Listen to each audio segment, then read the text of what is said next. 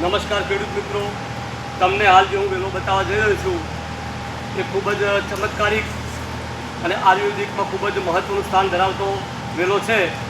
આ વેરાયટીનું નામ મિત્રો દોડી છે કે જે હાલ જોવી ખૂબ દુર્લભ છે. પહેલાંના સમયમાં દરેક જગ્યાએ વાડ ઉપર આ દોડીના વેળા પુષ્કળ થતા હતા અને વેલાના પાન અને ઉપર જે ડોડા આવતા હતા લોકો તોડીને ખાતા હતા, જેથી મોતિયા અથવા તો આંખના નંબર આવતા ન હતા. આના અંદર એવા વિટામિનો હોય છે કે જે આંખના નંબરને દૂર કરવામાં ખૂબ જ મહત્ત્વના અને રામબાણ સાબિત થતા હોય છે મિત્રો.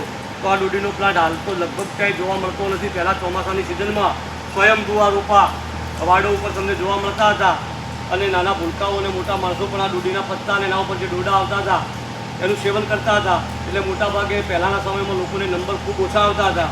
તો હાલમાં તમે જો આ દોડીનું કટિંગ આના રોપા વાવા હો મિત્રો, તો આ રીતના આનું પાકટ કટિંગ છે બરાબર, લગભગ 1.5 ઇંચનું કટિંગ લઈને તમે બેગના અંદર અથવા તો જમીનમાં વાવો તો સરસ મજાનો દોડીનો રોપો તૈયાર થાય છે અને ઔષધીય દ્રષ્ટિએ ખૂબ જ રામબાણ સાબિત થાય છે.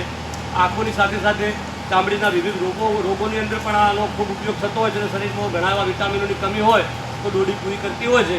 તો તમે જો મિત્રો તમારા ઘેર એક આવો દોડીનો રોપો તૈયાર કરો અને આખો પરિવાર જો આના પત્તાનું સેવન નિયમિત કરે તો 100% આંખોના નંબર દૂર થાય છે. જેને નંબર આવ્યા હોય એ નંબર પણ હટી જાય છે અને નંબરની તકલીફ ના હોય તેને નંબર આવતા નથી એવું આયુર્વેદિક કહે છે.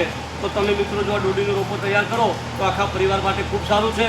અને આ દોડી હવે મળવી ખૂબ દુર્લભ છે, માટે અવશ્ય આનું કટિંગ તમને ક્યાંય પણ મળે તો એક બેગનું કટિંગ તમે જમીનમાં અથવા તો બેગમાં તૈયાર કરીને સરસ મજાની દોડીનો વેલો તૈયાર કરી શકો છો. નમસ્કાર.